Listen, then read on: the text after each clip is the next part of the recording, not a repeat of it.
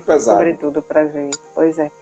Então, estávamos falando do cenário mundial, onde o tema da conjuntura hoje, um dos temas da conjuntura hoje, né, é o alastramento do fascismo e as fortes evidências do racismo, mas tomando proporções de mobilizações gigantes.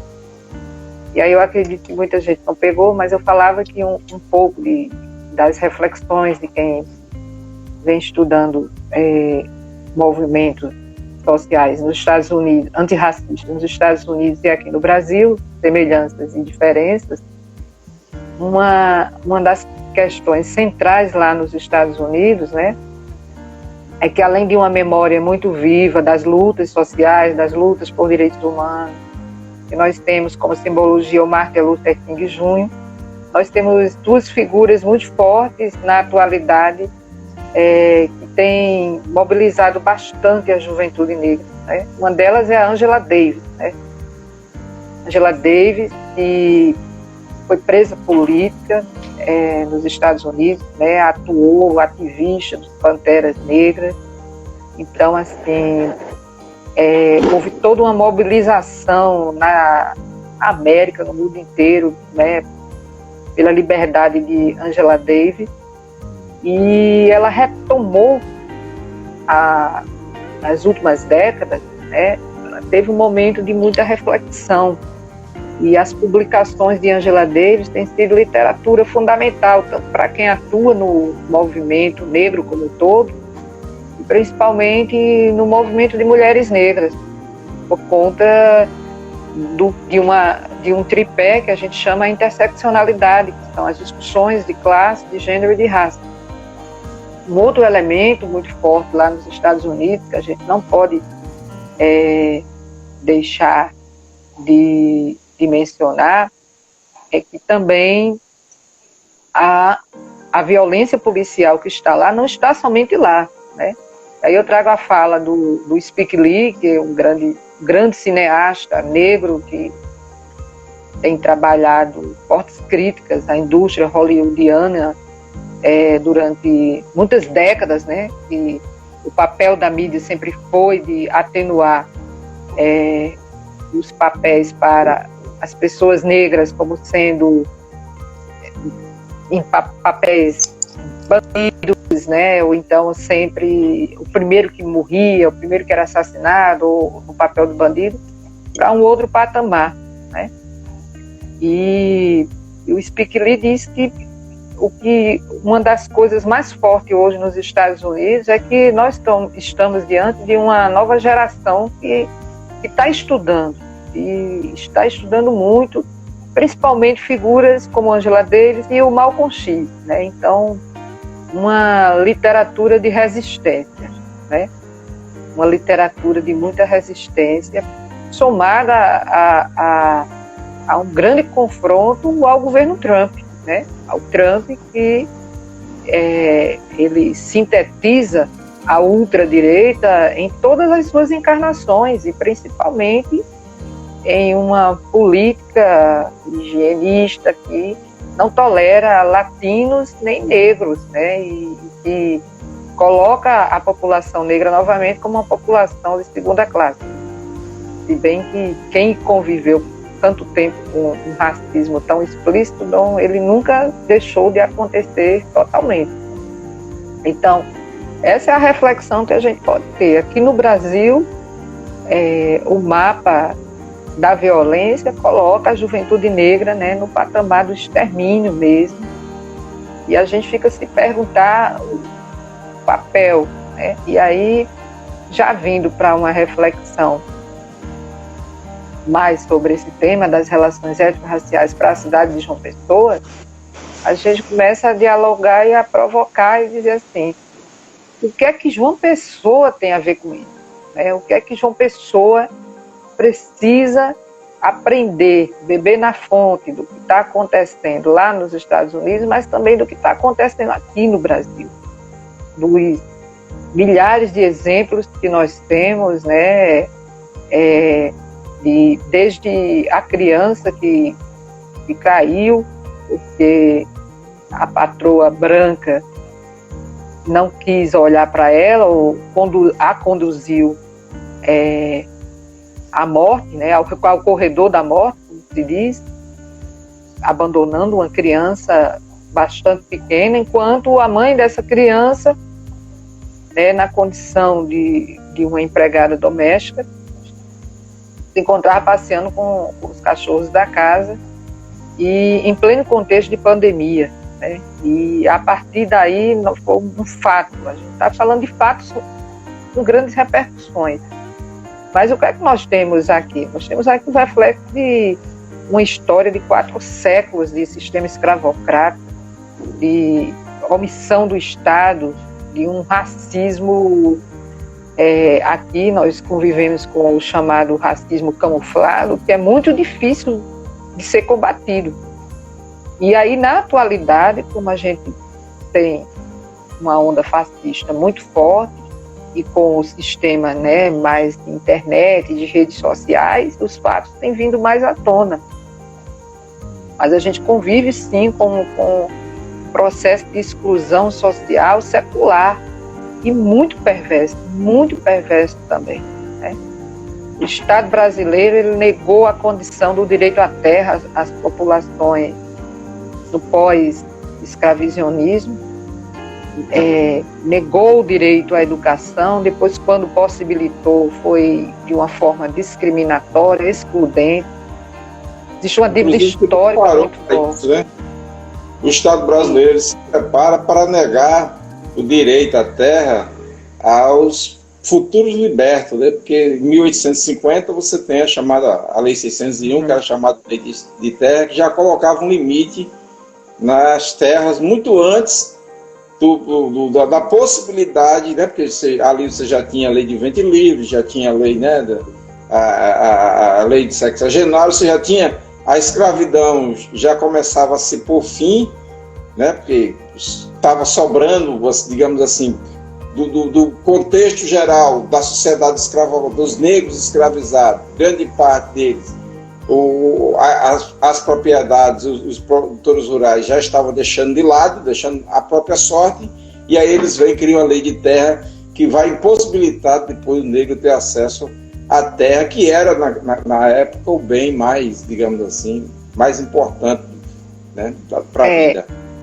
E a gente recupera exatamente a perspectiva do Caio Prado Júnior, né, que o Brasil ele é formado, ele é forjado no tripé monocultura, trabalho escravo e latifúndio, e a gente conviveu com o Brasil em sua questão agrária, né, onde a economia agrária foi o mote do país por mais de 4 séculos. Né? Nós temos uma industrialização bastante tardia.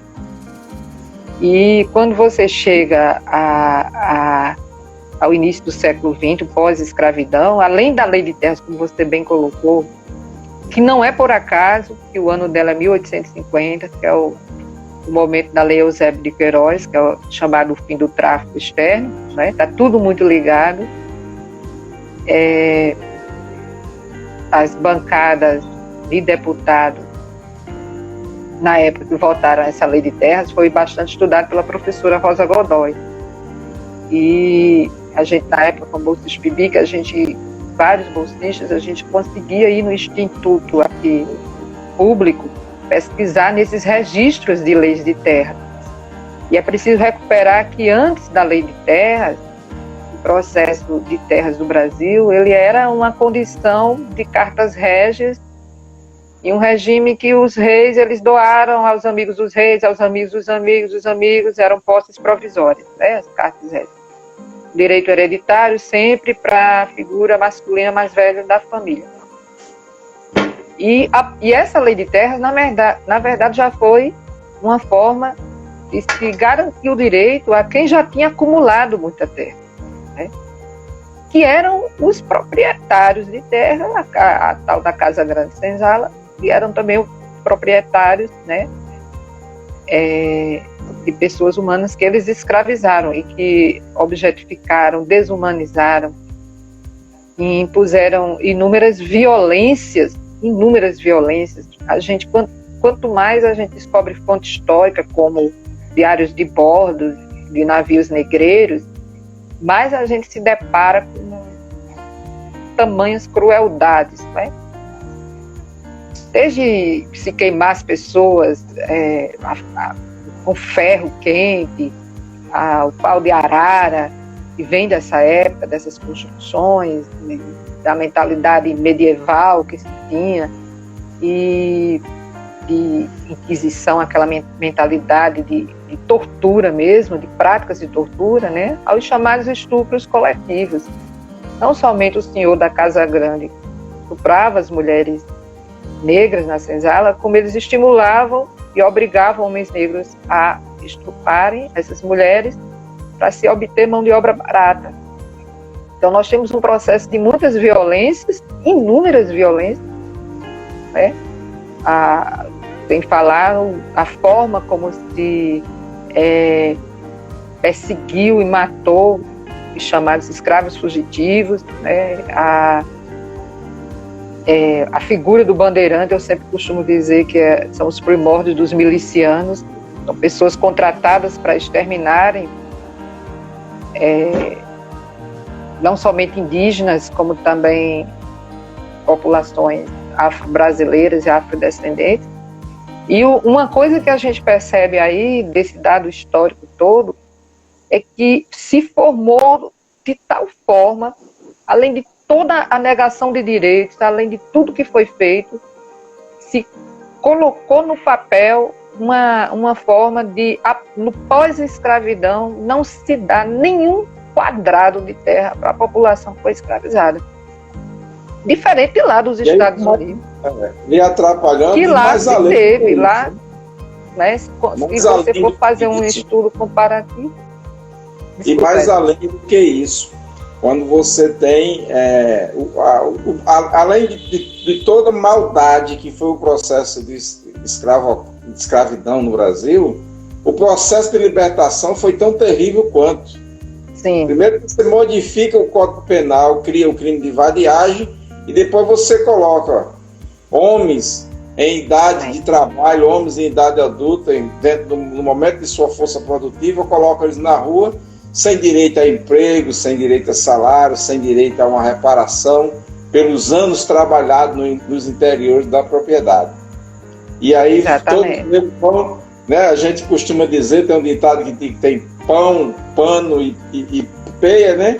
Com o fim da escravidão, acaba o pão e o pano e fica só a peia, né?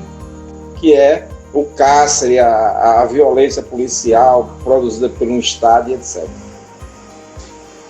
Exatamente. E é bastante importante essa reflexão que você traz, Edson, porque a gente percebe que, assim, as resistências, elas foram acontecendo, né? A formação das comunidades quilombolas, Palmares foi um dos maiores. Você mesmo é um estudioso sobre territorialidades quilombolas, né? A gente tem o Malunguinho aí nessa região do Conde, que vai até Pernambuco, uma história fantástica. A gente tem uma comunidade quilombola que parte de uma junção de uma Índia africana e de um indígena tabajara, e eu penso que quando a gente quer trazer,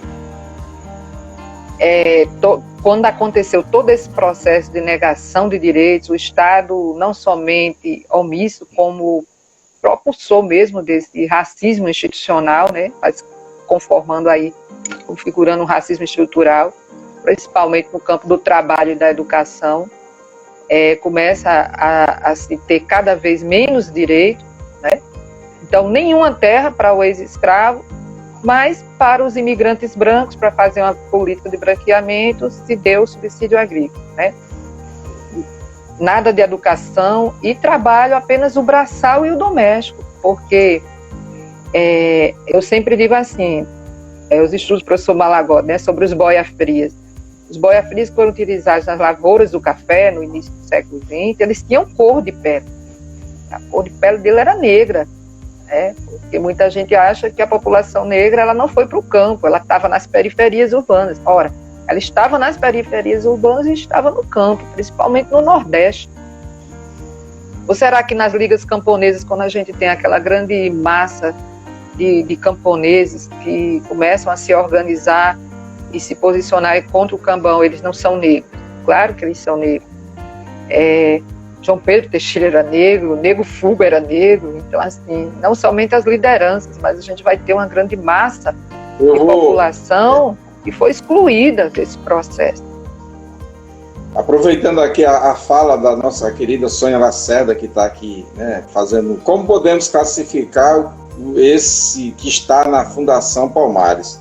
Aí eu traria para você, né, já falando de memória, que a gente acessa hoje a página da Fundação Palmares, uma das fundações que foi criada com o objetivo de trazer essa história da negritude, de trazer essa história dessa afrodescendência, de incentivar o estudo, né, de fazer demarcações de territórios quilombola, e a gente hoje percebe que, inclusive, né, foi por fim determinado por ordem judicial, teve que ver um mandato do STF determinando que a memória dos negros, né, fosse mantida na página da Fundação Palmares, né? E aí eu junto essas duas coisas para que você faça uma relação, trazendo para o campo da educação, como que a gente vai trabalhar a memória e a educação, né? Sobretudo quando se propõe a trabalhar isso no município como João Pessoa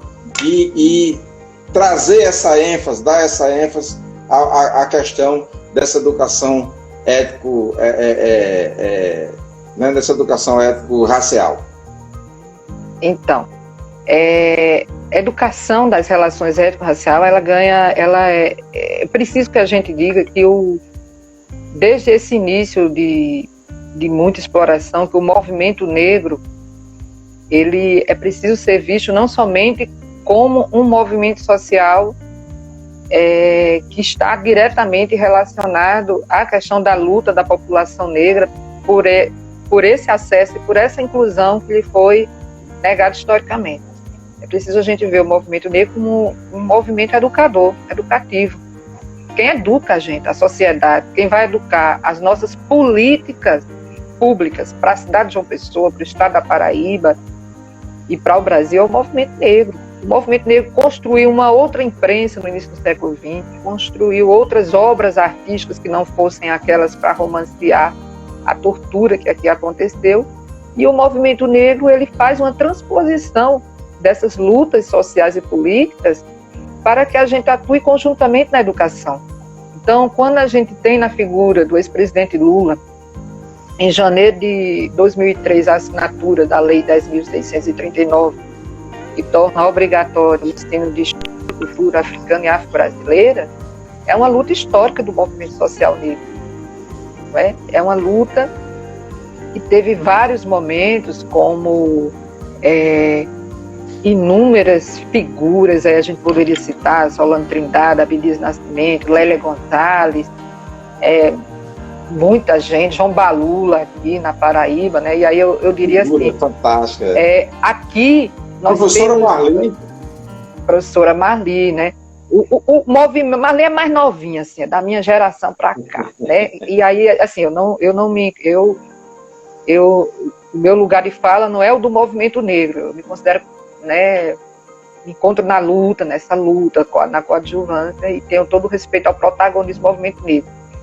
Mas o trabalho da professora Socorro Pimentel, que é um trabalho referência sobre isso, defendido no mestrado em educação sobre o movimento negro, ela dá esse dado histórico e a gente registra isso, né, porque esse crédito é dela.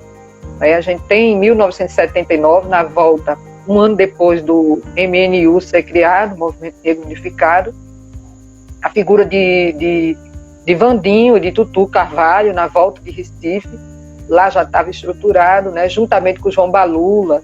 O pessoal utilizava ali o espaço da antiga PEP, depois foram para o Cilaio Ribeiro, né, se soma aí Paula Francinetti, professora Paula,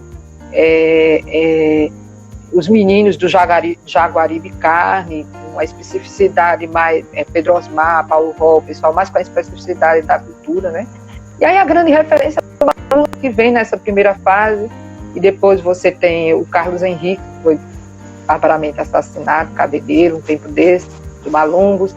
Você tem a professora Socorro Pimentel, Aí você tem depois uma fase da pastoral negra e você tem a fase do movimento das mulheres negras bastante forte, que vem através do Bamidelê e Marli, vem com o movimento já do Maria Quitéria, do movimento de mulheres negras, lésbicas. E isso tudo soma, isso tudo tem uma força fenomenal, né? Então, são todas minhas referências. Felipe também, um grande ativista, grande nome. Eu fico com medo de falar nomes e deixar alguém de fora. Que é extremamente importante. Mas a gente sabe que a intenção não é deixar ninguém de fora. Mas o que é que acontece? Eu tive o privilégio de estar na minha fase da adolescência, no final dos anos 80 para o início dos anos 90, e os anos 80 ele é considerado pelos teóricos dos movimentos sociais como o período que os chamados novos movimentos sociais eles eclodiram. Movimento de mulheres, movimentos ecológicos, e assim, e Alcilaio Ribeiro, depois das passeatas do Setusa, né, estudando ali no movimento secundarista, junto com aquele movimento todo, aquela eclosão de situações, fez com que o movimento negro começasse a seduzir a gente, começasse a dizer, olha, essa luta daqui do movimento negro, ela não é só da população negra.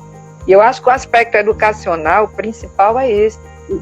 O grande mérito da legislação hoje, e aí a gente tem as diretrizes curriculares, o Plano Nacional de Implementação, o Estatuto da Igualdade Racial, entre outros, é que a gente possa entender que a população, nós somos a maior transferência da diáspora da África para um outro continente. Não se transferiu tantas pessoas para os Estados Unidos, nem para nenhum outro lugar da América, nem para nenhum outro país como se transferiu para o Brasil. Nós somos uma nova África aqui dentro. E na África não existia uma hegemonia, todo mundo não falava o mesmo idioma, não. Todo mundo não tinha a mesma religião, todo mundo não tinha. A coisa foi assim, tão nociva que se colocava por dentro das senzalas pessoas vindas de grupos diferentes, né? Tronco-Banco, pessoal de Benin. Os meninos que estão estudando em Benin, eu tenho convidado constantemente eles para vir às minhas aulas e é pulsante você assistir uma aula com quem é africano, eles colocando a visão deles, a história da África. É muito lindo isso, é muito importante isso, né? E aqui na universidade a gente tem o NEAB, no CCHLA, né? A professora Solange Rocha, a professora Suri lá em Educação, o professor Hélio Flores, eles têm um trabalho fantástico, Antônio Novaes. A gente formou algumas parcerias, e aí eu começaria dizendo o seguinte: a gente foi fazer, por exemplo, uma aula campo em João Pessoa, e a gente marcou a Praça Rio Branco. Por quê? Porque a Praça Rio Branco, a gente ali tem um pelourinho, ali era o tronco, ali era onde se levava a castigar, né? O tronco é a simbologia maior dos castigos, tá? E toda capital tem o seu, não é só lá em Salvador. E a gente tem a estátua do Jacques do Pandeiro, paraibano de Alagoa Grande, uma estátua de bronze, dá para falar, refletir sobre a era do bronze, sobre um pouco dos mitos africanos.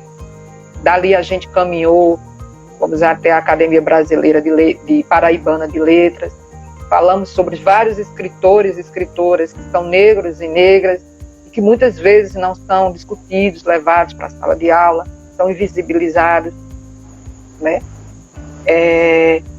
E fora isso, a gente tem uma memória negra e indígena em João Pessoa muito forte. Nós temos uma memória tabajara muito forte. Eu digo uma memória patrimonialista mesmo, porque nós temos Rádio Tabajara, Rua Tabajara, e os tabajaras estão aí se organizando, né? Existiram aqui em João Pessoa, hoje é muito forte, existem em João Pessoa toda essa articulação. E nós temos os movimentos de religiosidade vindo das religiões de matriz africana, que fazem parte da nossa cultura. Eu queria... Primeiro, você tem a pergunta da nossa companheira, que foi sobre a pessoa que está na Fundação Palmares, que eu me nego até a dizer o nome dele agora, nesse momento.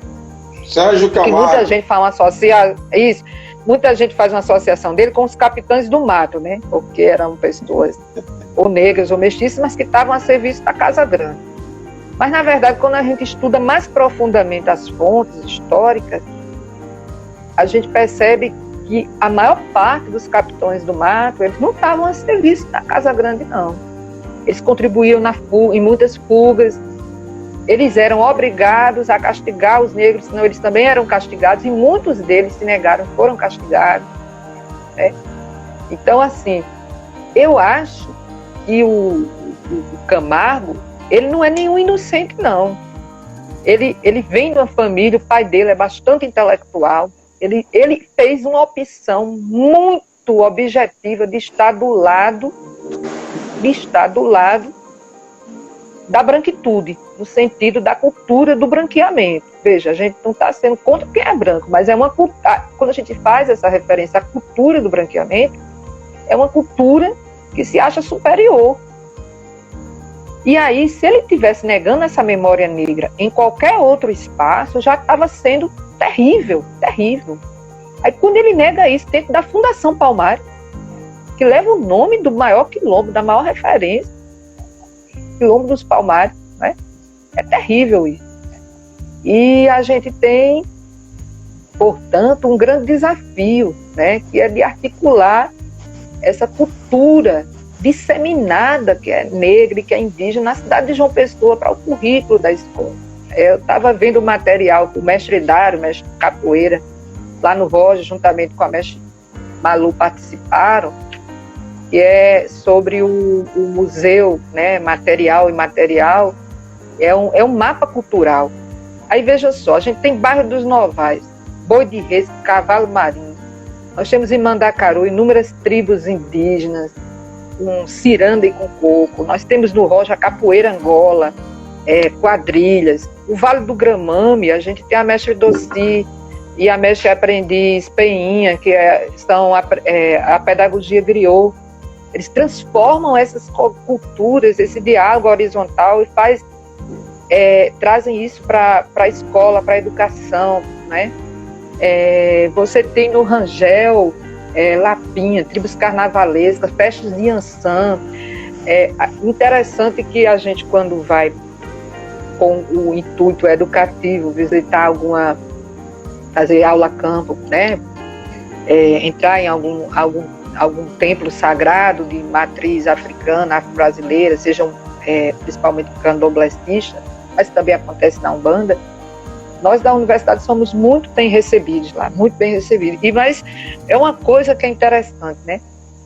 Porque o imaginário, né? A gente tem que conversar com os alunos, porque eles acham que vão chegar lá e vão encontrar, acho que um demônio, alguma coisa assim. Não encontra nada disso, né?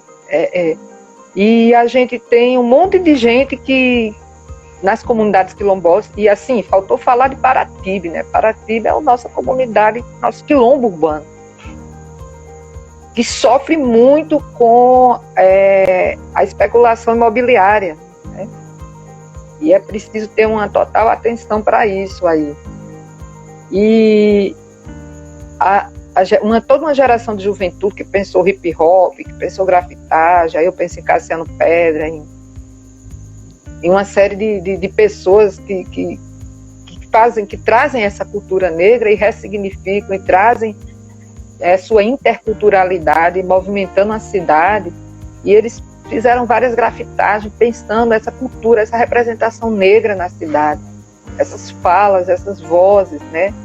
Nós temos parteiras, pessoas que mexiam com ervas, e a gente tem isso dizendo assim, foi minha avó, minha bisavó, foi alguém que eu conhecia, e a gente não traz isso, né?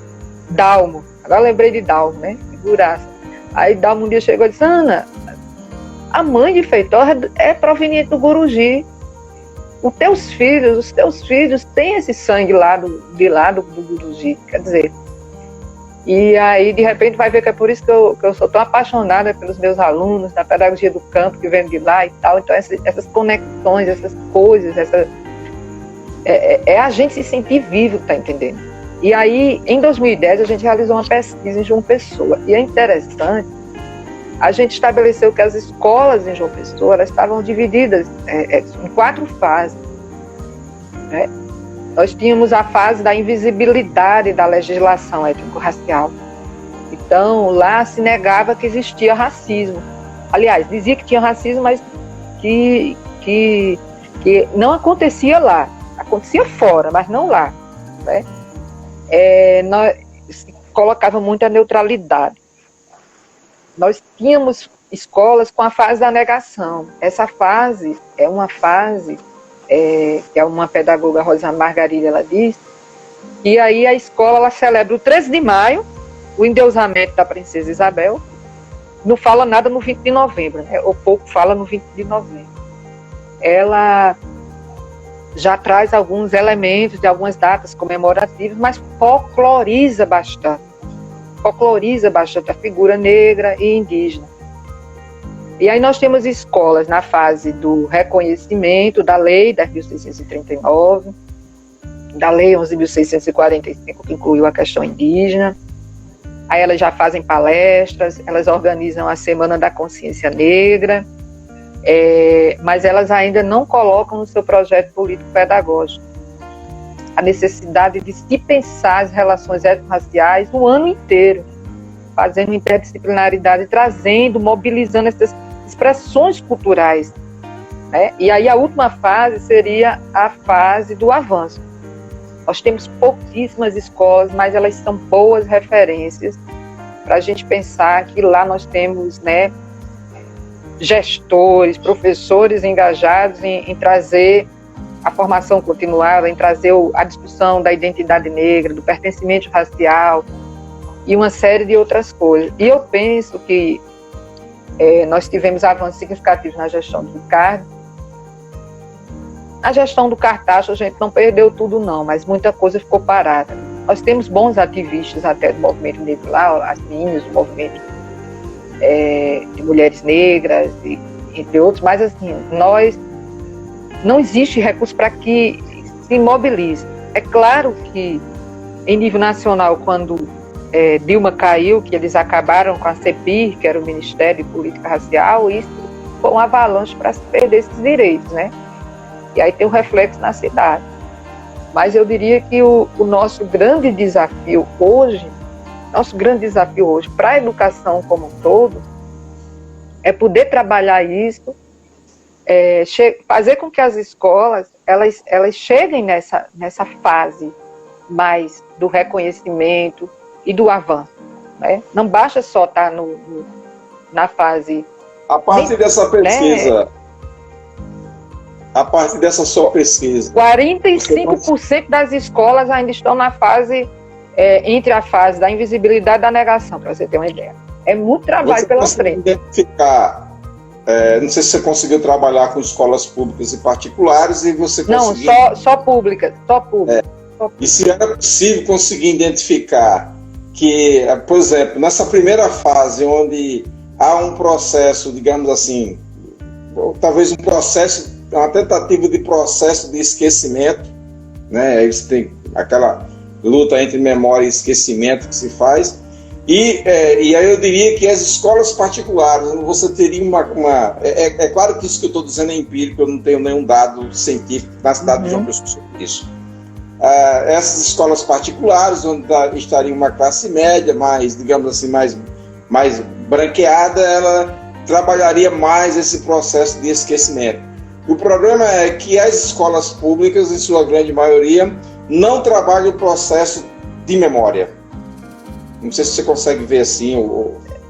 Não, tem uma parte da sua fala que procede, mas é interessante, deixa eu te dar um dado. Quando a lei foi assinada, em 2003, a 10.639, a gente teve um movimento muito grande do governo Lula. Eu cheguei a participar, nessa época, eu ainda não estava como efetiva na universidade, e eu tive um trabalho que foi um concurso que eu passei para a Unesco para acompanhar as políticas de implementação nesse momento. E as oficinas de educação e racismo, eu ficava encantada com aquilo. Era um baita teatro, era um teatro que foi contratado com o professor Natanael, que ele fazia uma transposição didática de tese de dissertação sobre a questão da história da escravidão, do pós-escravidão, e trazia para um balé e para um teatro. Eram 3 dias. Você entregava um questionário para uma pessoa, para ela dizer... Ela dizia, ela se considerava branca. Quando ela terminava de assistir, ela pediu o questionário de volta. Se assumia como negra, muitas vezes, chorando, entendendo o seu processo histórico. Porque a formação ela tem que vir com sensibilização. E isso acontecia muito forte, né? E aí a gente tinha o balé, Natanael tinha a professora Benilda, do Nizinga, de Minas Gerais. Então, nós tínhamos o professor Cabenguele Munanga, a Nilma Lino, o Henrique Cunha Júnior, quer dizer, os grandes nomes da Petrolília Gonçalves, a redatora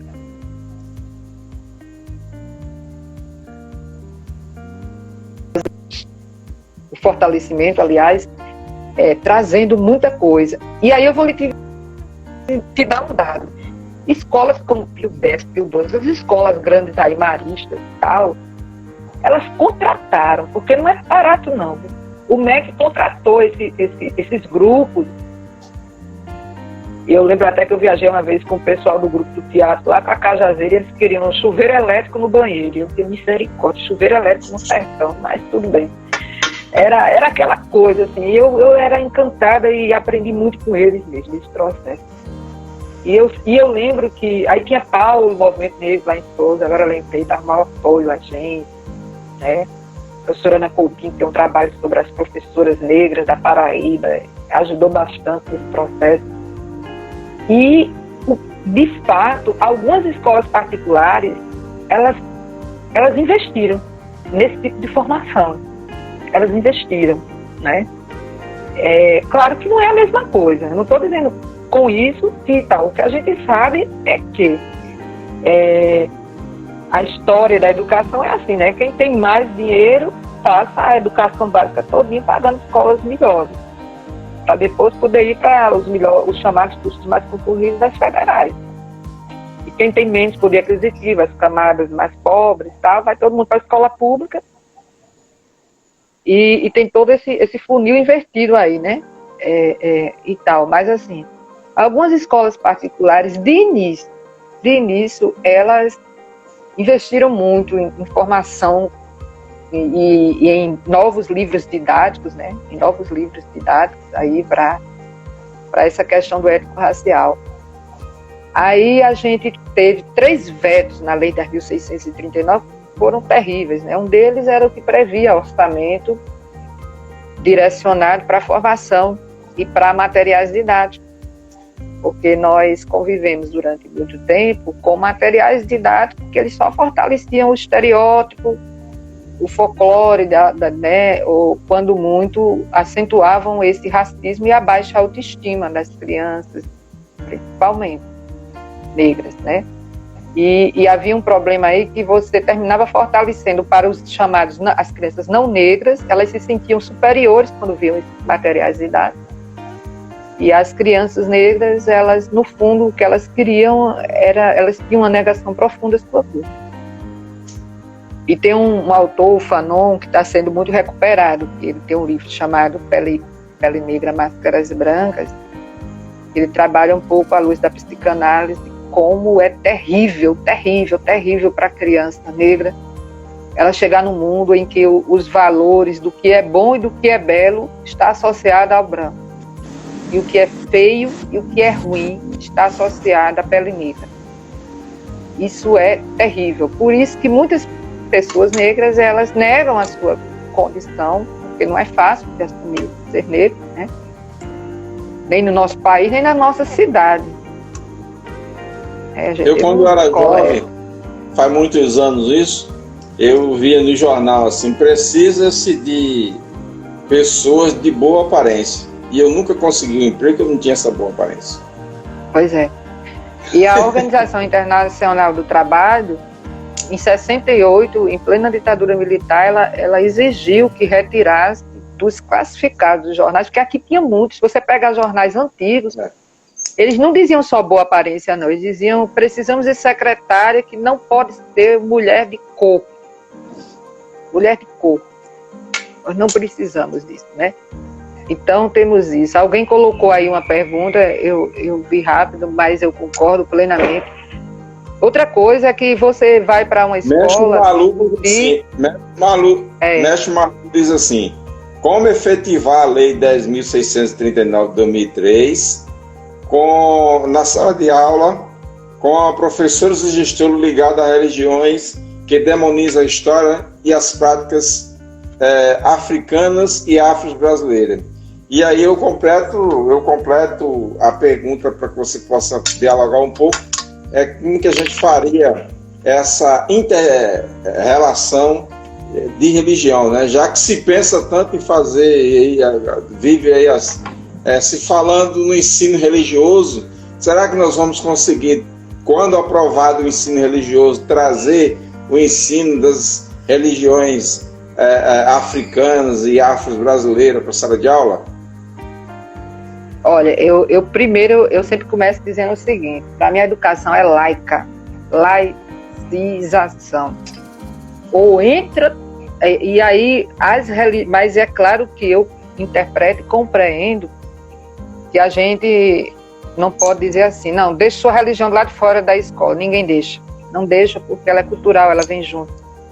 E eu, que durante muito tempo fui contra o ensino de religião na escola, aprendi muito com meus colegas, principalmente lá com o professor Carlos André, da História, que hoje é professor lá na Ciência das Religiões, que passou a ser necessário justo para se colocar uma educação que se permitisse a tolerância, o respeito à diversidade e a conhecer um pouco, vamos dizer assim, do fundamento das mais variadas religiões e respeitar até quem não tem religião, né? Respeitar esse princípio e tudo mais. Só que o ensino, aí tem um detalhe, mesmo que a gente não tivesse ensino religioso, o ensino, a gente tem uma obrigatoriedade que é sobre o ensino de história e cultura. Veja, e cultura. Então a gente vai cair na antropologia, né, na sociologia, numa história sociológica, na história dessa interdisciplinaridade toda da história. E aí não tem como a gente não conhecer, né? Não ter por base esse conhecimento que se formou baseado, né, os mitos, que começa com mitos, mas que por ter ritos, ter rituais, são religiões, não é? E aí o que é que a gente está passando nesse processo? A gente está passando exatamente, que é a maior dificuldade. Nós temos, se a gente falar de mitos gregos, mitos romanos, e isso povoa, isso vem como foto em caderno de criança, em histórias de desenhos animados e tal, ninguém liga. Mas se a gente for falar de Xangô, de Yansan, de Oxum, e de que há uma relação entre eles e a natureza, e que os povos ancestrais, né, há uma profunda ligação dos mitos, como cosmovisão mesmo, de uma interpretação, de um enigma, que até, vamos dizer assim, chegou a favorecer a sobrevivência, né? Você tem uma associação de uma divindade, de alguém que está associado à chuva, outro ao fogo, outro ao ar, e todo esse processo aí. Nós temos, na verdade,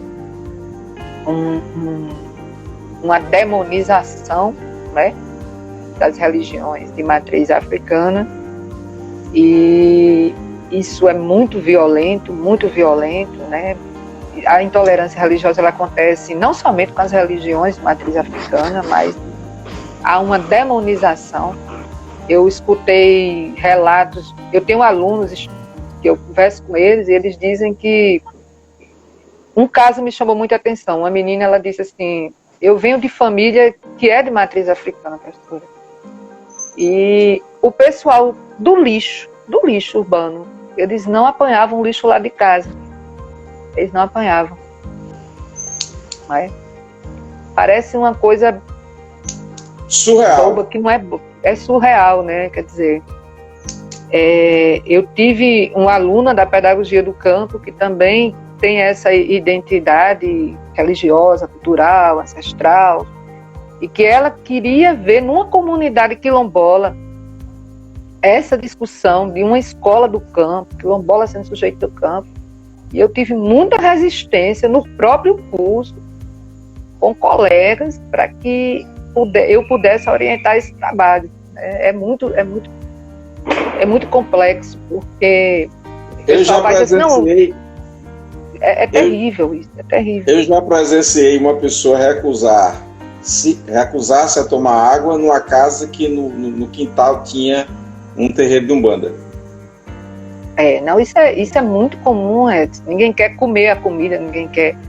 E uma das coisas que é interessante é que nos momentos que são abertos ao público, você não precisa ser da religião matriz africana, mas se você for a uma festa, a um evento, geralmente consagrado a algum orixá lá, uma coisa que é fantástica é que ninguém passa fome, né?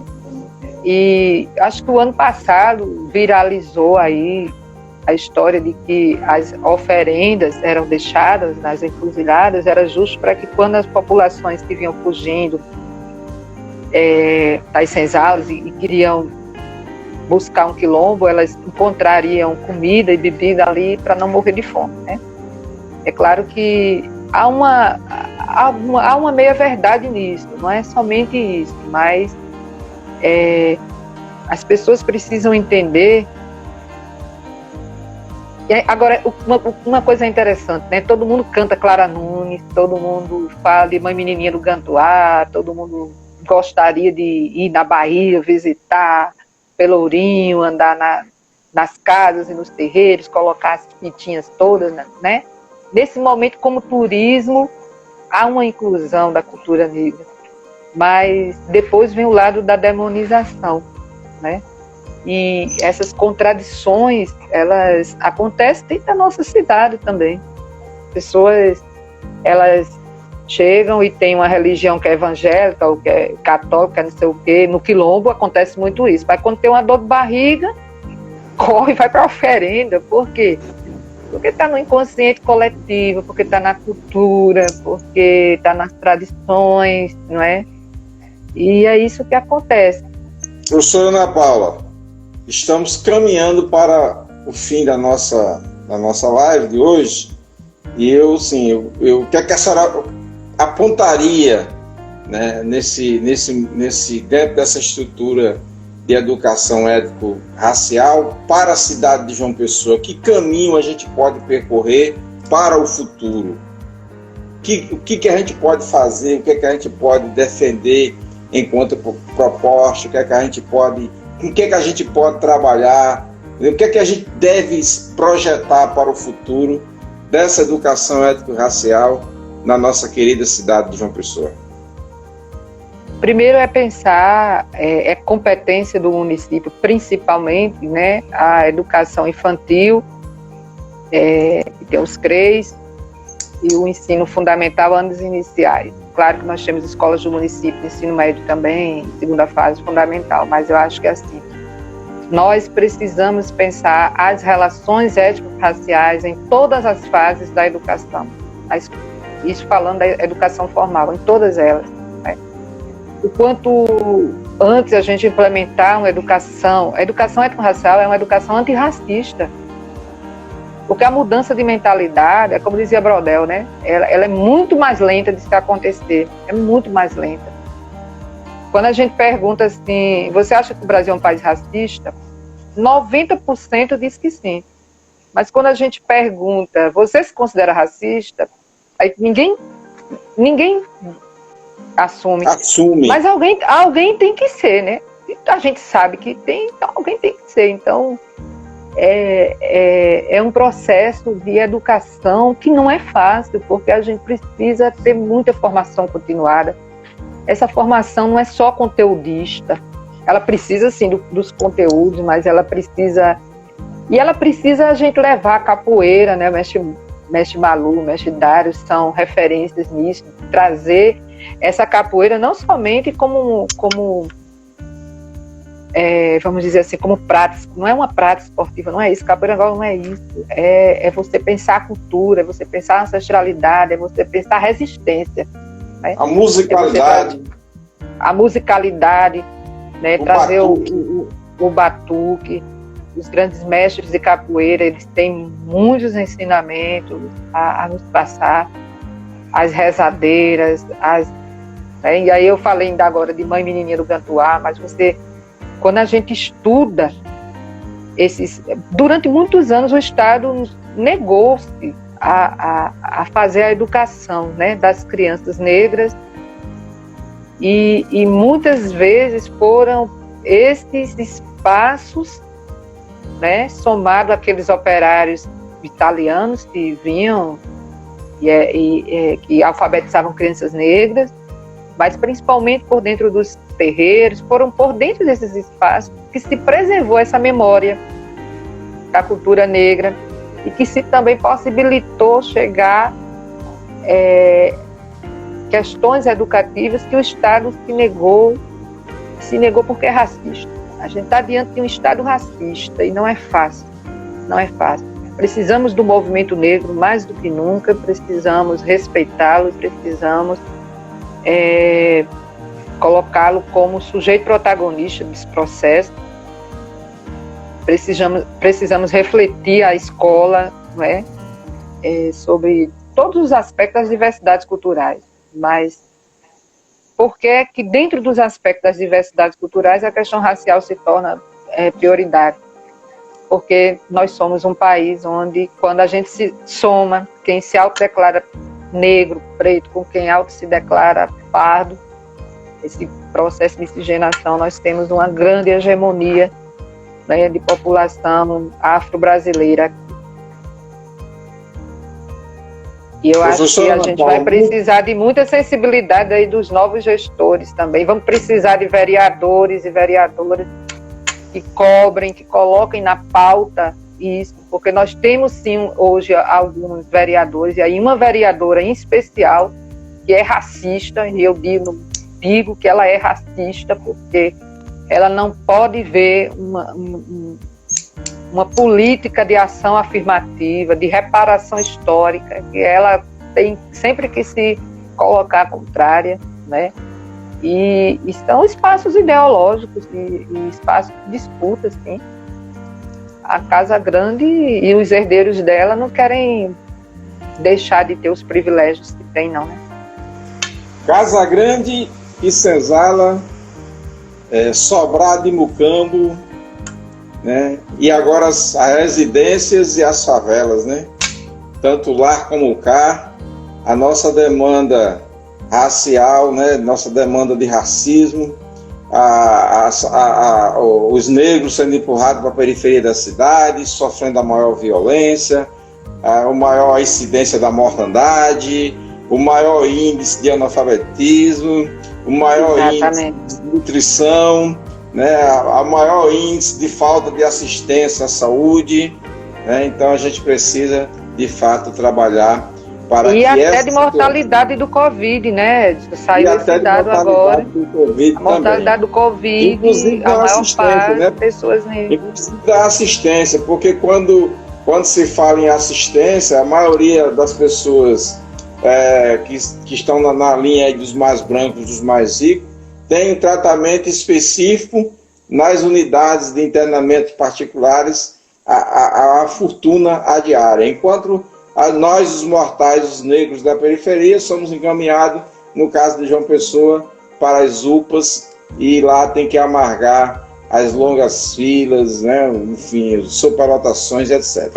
Eu queria que você trouxesse suas considerações finais. Estamos chegando ao final da nossa atividade. Agradecer pela sua disponibilidade de participação e pela insistência em participar, mesmo com os percalços de uma internet que muitas vezes não nos ajuda. A gente sabe que a hora vai adiantando, as lives vão diminuindo, você consegue fluir com melhor qualidade a transferência de vídeo. Traga suas considerações finais e muito obrigado, viu? Eu quero agradecer imensamente a você, Edson, agradecer aos meus mestres estão aí, mestre Malu, mestre Dário, mas professora Thaís, Aninha, algumas pessoas que eu conheço, mas as pessoas que eu também não conheço, que estão participando e que estão sendo bastante, né, receptivas, dialógicas, eu deixar um forte abraço e dizer que eu acho, uma vez, a gente se depara muito com aquela, toda semana da consciência negra, chega sempre uma frase assim, dizendo assim, nós não precisamos de consciência negra, nós precisamos de consciência humana. E eu sempre digo assim, enquanto a gente tiver racismo, enquanto a gente tiver preconceito racial, enquanto a gente tiver discriminação racial, nós, humanos, vamos precisar de uma consciência negra, que é uma consciência das lutas, que é uma consciência das ações, que é exatamente uma consciência. 20 segundos, nós estamos fora do ar. Muito obrigado pela sua participação. Então, um forte abraço e deixar aí muito axé para todo mundo. Animação Cultural, muito obrigado pela participação em nome da MS, dos companheiros que estiveram aqui conosco, de todos que nos acompanharam. Até